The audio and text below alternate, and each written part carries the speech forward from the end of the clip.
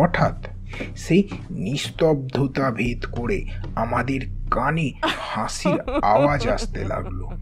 চিলেকোঠার ঘর থেকে আওয়াজটা আসছে মনে হলো।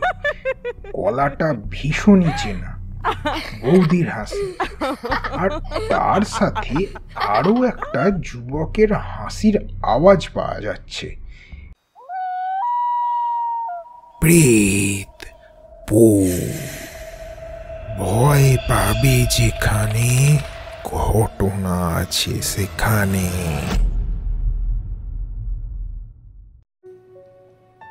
হ্যালো বন্ধুরা, আমি অরিজিৎ আবারও চলে এসেছি প্রেতপুরের একটি নতুন গল্প নিয়ে।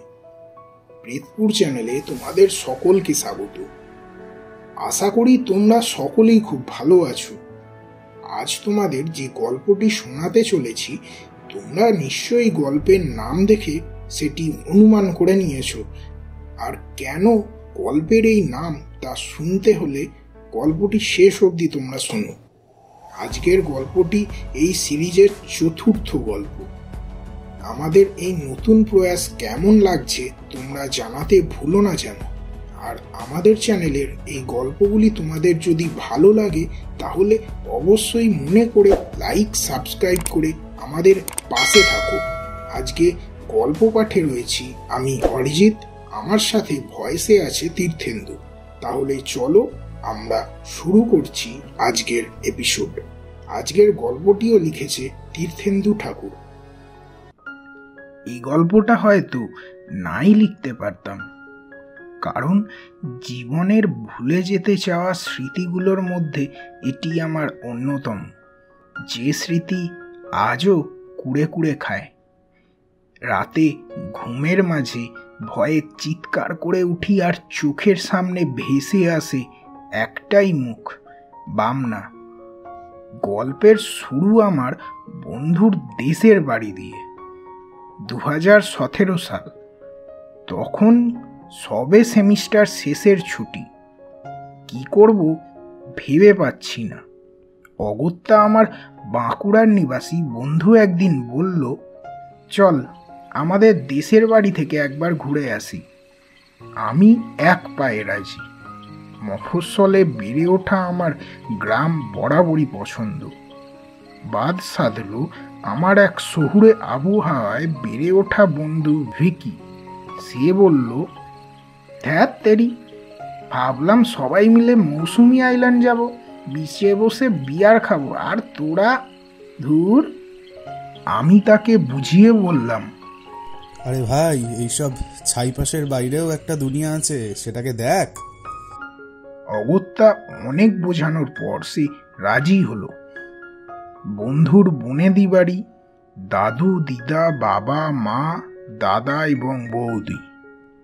ওর দাদা বৌদির কোনো বাচ্চা হয়নি জেনে খারাপ লাগলো। যাওয়া মাত্র কোনো আতিথেয়তার ত্রুটি তারা রাখেনি। বিরাট বাড়ি। একবার ঘুরে দেখার আবদার করতেই বন্ধু আমাকে আর আমার বন্ধু ভিকিকে নিয়ে তার বাড়ি দেখাতে লাগলো। কত বড় বড় ঘর, ঠাকুর দালান, বারান্দা। আমার ডিএসএলআর দিয়ে একের পর এক ছবি তুলেই চলেছি। 3 তলা ছেড়ে এবার চিলেকোঠার দিকে পা বাড়াতে পেছনে এক বাজখাই কণ্ঠের আওয়াজ। কোথায় চললে তোমরা? কাকে বলে এই তলায় উঠেছ? দেখি বন্ধুর দাদু পেছনে দাঁড়িয়ে, আর আমার বন্ধুটিকে বলল, এরপর থেকে উপরে এলে আমার অনুমতি নিয়ে আসবি। অগত্যা নেমে আসতেই হলো, কিন্তু মনে খটকা লেগেই রইল যে কি এমন আছে ওই চিলেকোঠার ঘরে যে যাওয়া যাবে না। সন্দেহটা আরো গাঢ় হলো সেদিন রাতে। সবাই যখন খাবার টেবিলে খেতে বসেছি, দেখলাম বন্ধুর বৌদি এক ফাঁকে খাবার বেড়ে নিয়ে ঘর থেকে বেরিয়ে গেল। তার কিছুক্ষণ পর এসে আমাদের সাথে আবার খেতে বসলো।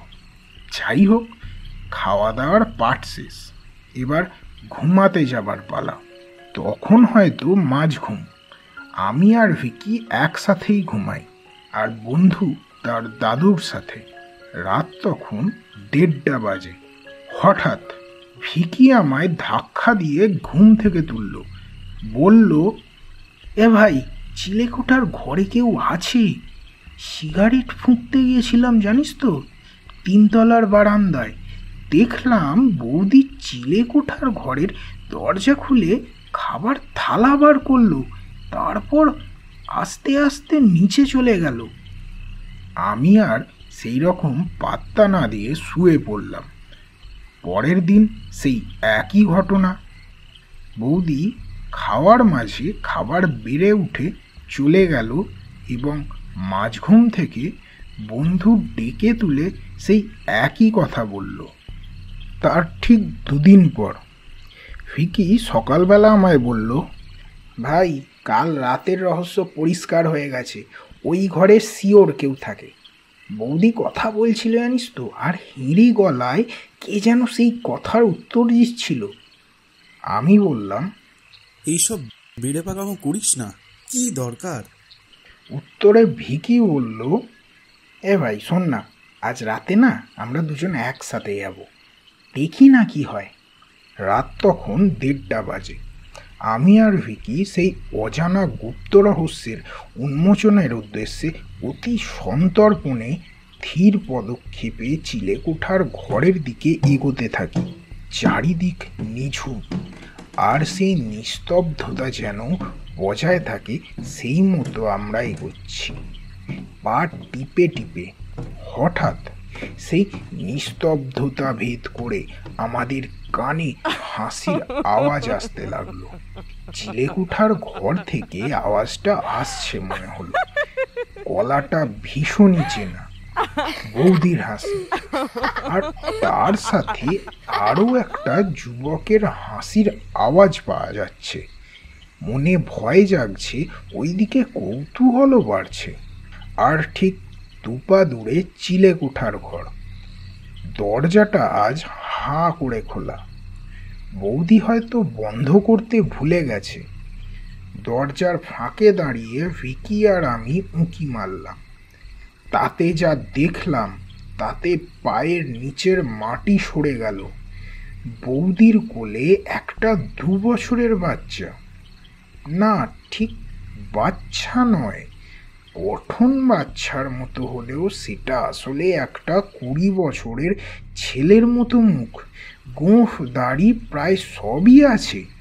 আচমকাই আমার পাশ থেকে ভিকি ঘরে ঢুকে গেল আর বৌদির দিকে চেয়ে বলতে লাগলো, ও তাহলে এটাই রহস্য, ছোটা প্যাকেট বড়া ধামাকা। বলি, বৌদি, এ বামনাটা কে গো? আমি লক্ষ্য করলাম ওই অদ্ভুত মানুষটা বৌদির কোল থেকে নামলো, তারপর ভিকির দিকে এগিয়ে এলো। ভিকি ইয়ার্কির ছলে ওটাকে কোলে তুলতেই এক লাফে ভিকির কাঁধে উঠে পড়ল। তারপর ভিকির মাথাটা ধরে আমার দিকে ঘুরিয়ে এক বিচ্ছিরি হাসি হাসল আমার দিকে তাকিয়ে। সে হৃদয় বিদীর্ণ করা পৈশাচিক হাসি বাকি জীবনে ভোলার মতো না। এর পরেই আমার চোখে এক অপার অজানা অন্ধকার গ্রাস করল। আজ থেকে 20 বছর আগের কথা।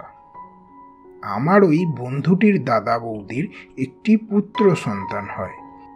সন্তানটি স্বাভাবিক হয়নি, বয়স বেড়েছে কিন্তু দেহের গঠন নয়। আর এর পেছনে আরও একটি কারণ পরে জেনেছিলাম আমি। এর কারণ নাকি বন্ধুর পূর্বপুরুষদের কৃতকর্মের ফল। দুশ্চরিত্র জমিদার ছিলেন বন্ধুর কোনো এক পূর্বপুরুষ। বহু নারীর সম্মানহানি, প্রজাদের শোষণ, কিছুই বাদ যায়নি, যার ফল ভুগতে হয় তার দাদা বৌদিকে। তারা মনে করেন এই বাচ্চাটি নাকি সেই নারীলোলুপ পিশাচের পুনর্জন্ম। এইভাবে সে পূর্বজন্মের কৃতকর্মের ফল ভোগ করছে। বাচ্চাটির মধ্যে নাকি সেই সকল গুণ আছে যা তাদের সেই নারীলোলুপ জমিদারের ছিল, তাই লোকচক্ষুর আড়ালে তাকে রাখা হয়। আমার জ্ঞান ফিরতে আমি নিজেকে আবিষ্কার করি বাঁকুড়া স্টেশনের কাছে একটি হোটেলের বিছানায়। না, তারপর আর বন্ধুর বাড়ি যাইনি, চুপচাপ মেসে ফিরে এসেছিলাম। যেহেতু ফাইনাল সেম ছিল, তাই আর মেসে বেশি দিন থাকিনি, বাড়ি ফিরে এসেছিলাম। আর বন্ধুর সাথেও যোগাযোগ রাখিনি। ভিকির পরিণতি কি হলো তাও জানি না, আর ইচ্ছেও হয়নি। তার অল্প কিছুদিনের মধ্যেই চাকরি পেয়ে মুম্বাই চলে গিয়েছিলাম, আর ওখানেই পাকাপাকিভাবে থেকে গেছি। কিন্তু আজও একা ঘুমাতে ভয় লাগে। মাঝরাতে মাঝে মধ্যেই ঘুম ভাঙলে মনে হয় এই একা ফ্ল্যাটে আমি একা নই। খাটের কোণে যেন আমার দিকে তাকিয়ে সে হাসছে।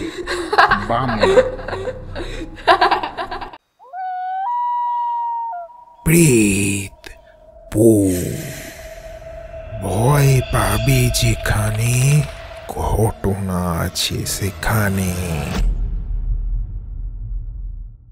আজকের গল্প এখানেই শেষ। তা কেমন লাগলো তোমাদের আজকের গল্পটি? অবশ্যই জানিও কমেন্ট বক্সে। ধন্যবাদ জানাই তীর্থন্দুকে আবার একটি সুন্দর গল্প আমাদের উপহার দেওয়ার জন্য। আজ তাহলে এই পর্যন্তই। পরের গল্পে আবার তোমাদের সাথে দেখা হচ্ছে। আর যাবার আগে লাইক সাবস্ক্রাইব করতে তোমরা কিন্তু ভুলো না। আর আমাদের আরো গল্প শুনতে হলে ভিডিওর বাম দিকের আসা বক্সটিতে গিয়ে আরো গল্প শুনতে পারো। ততক্ষণ তোমরা ভালো থাকো, সুস্থ থাকো, আর প্রেতপুরের সঙ্গে থাকো। বিদায়।